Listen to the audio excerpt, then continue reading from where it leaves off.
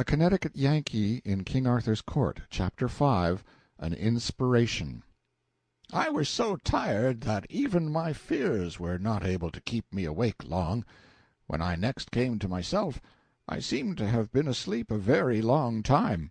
My first thought was, well, what an astonishing dream I've had. I reckon I've waked only just in time to keep from being hanged or drowned or burned or something.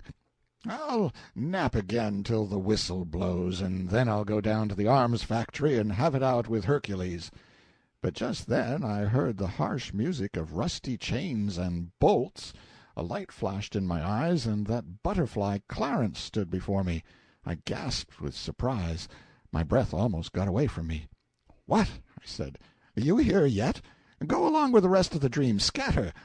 But he only laughed, in his light-hearted way, and fell to making fun of my sorry plight. "All right," I said, resignedly. "Let the dream go on. I'm in no hurry." "Prithee, what dream?" "What dream? Why, the dream I am in Arthur's court, a person who never existed, and that I am talking to you, who are nothing but a work of the imagination." "Oh, la, indeed! And is it a dream that you're to be burned to-morrow? Answer me that." The shock that went through me was distressing. I now began to reason that my situation was in the last degree serious, dream or no dream. For I knew by past experience of the lifelike intensity of dreams that to be burned to death, even in a dream, would be very far from being a jest, and was a thing to be avoided by any means, fair or foul, that I could contrive. So I said beseechingly, "Ah, Clarence, good boy, only friend I've got, for you are my friend, aren't you? Don't fail me. Help me to devise some way of escaping from this place." "Now do but hear thyself. Escape?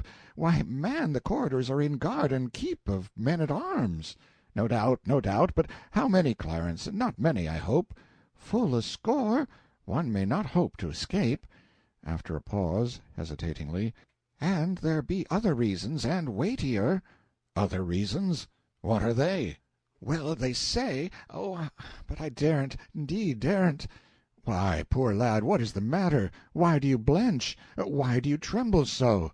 "Oh, in sooth there is need. I do want to tell you, but—" "Come, come, be brave, be a man, speak out, there's a good lad." He hesitated, pulled one way by desire, the other way by fear, then he stole to the door and peeped out, listening, and finally crept close to me and put his mouth to my ear and told me his fearful news in a whisper, and with all the cowering apprehension of one who was venturing upon awful ground and speaking of things whose very mention might be freighted with death. "Merlin, in his malice, has woven a spell about this dungeon, and there bides not the man in these kingdoms that would be desperate enough to essay to cross its lines with you. Now, God pity me, I have told it. Ah, be kind to me, be merciful to a poor boy who means thee well, for an thou betray me I am lost." I laughed the only really refreshing laugh I had had for some time, and shouted, "Merlin has wrought a spell! Merlin, forsooth! That cheap old humbug, that maundering old ass! Bosh, pure bosh, the silliest bosh in the world! Why, it does seem to me that of all the childish, idiotic, chuckle-headed, chicken-livered superstitions that oh, damn Merlin!" But Clarence had slumped to his knees before I had half finished, and he was like to go out of his mind with fright. "Oh, beware! These are awful words. Any moment these walls may crumble upon us if you say such things. Oh, call them back before it is too late." Now this strange exhibition gave me a good idea, and set me to thinking.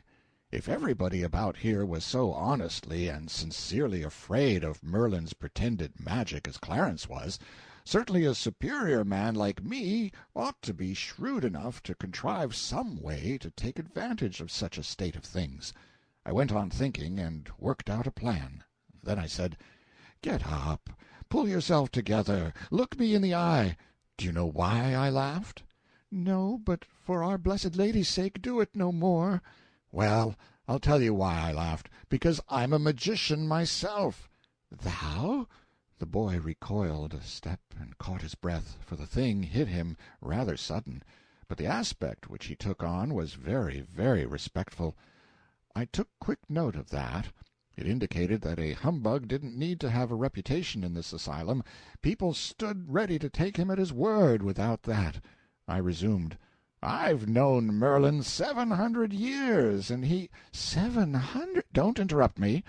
He has died and come alive again 13 times, and traveled under a new name every time. Smith, Jones, Robinson, Jackson, Peters, Haskins, Merlin, a new alias every time he turns up.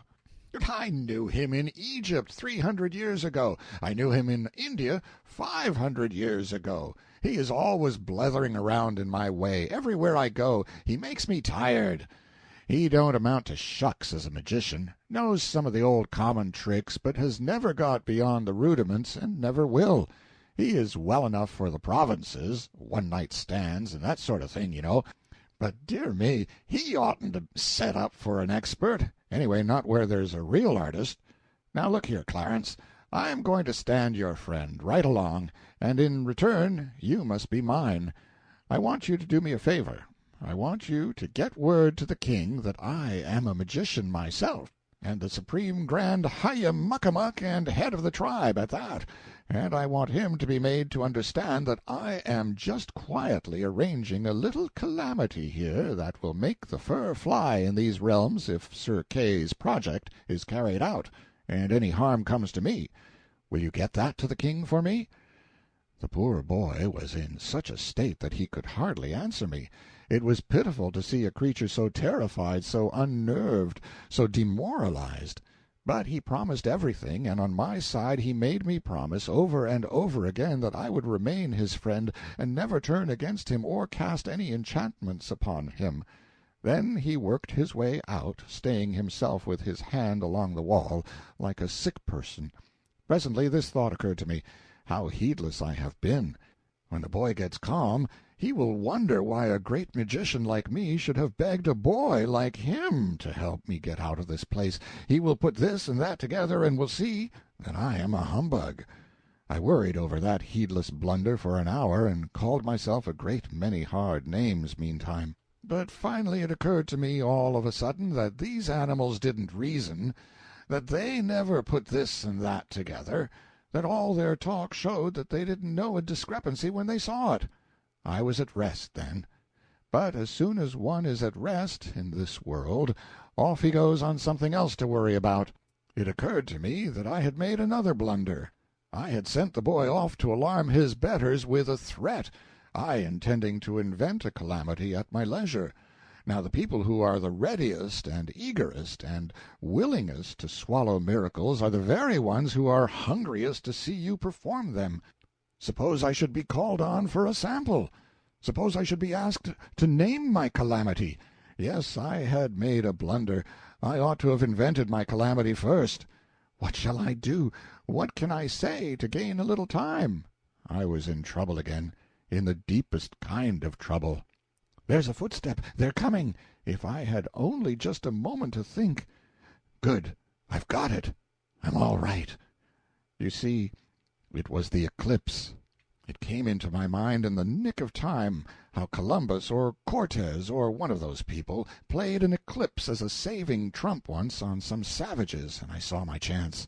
I could play it myself now, and it wouldn't be any plagiarism either, because I should get it in nearly 1,000 years ahead of those parties. Clarence came in, subdued, distressed, and said, "I hasted the message to our liege the king, and straightway he had me to his presence.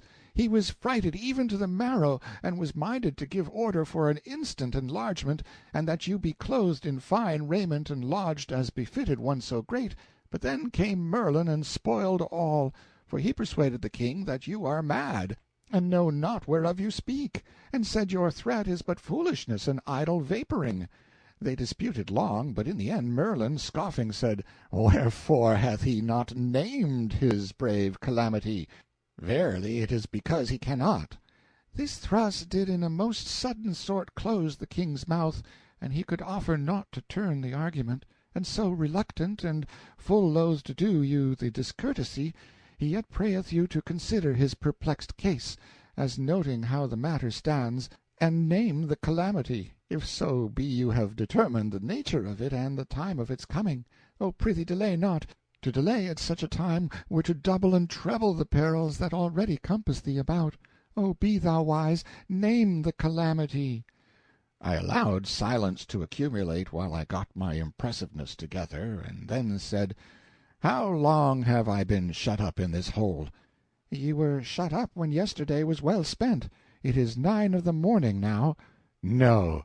Then I have slept well, sure enough. 9 in the morning now, and yet it is the very complexion of midnight to a shade.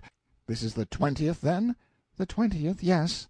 "And I am to be burned alive tomorrow." The boy shuddered. "At what hour?" "At high noon." "Now, then, I will tell you what to say." I paused, and stood over that cowering lad a whole minute in awful silence. Then, in a voice deep, measured, charged with doom, I began, and rose by dramatically graded stages to my colossal climax, which I delivered in as sublime and noble a way as ever I did such a thing in my life. "Go back and tell the King that at that hour I will smother the whole world in the dead blackness of midnight. I will blot out the sun, and he shall never shine again. The fruits of the earth shall rot for lack of light and warmth, and the peoples of the earth shall famish and die, to the last man." I had to carry the boy out myself, he sunk into such a collapse. I handed him over to the soldiers, and went back. Chapter 6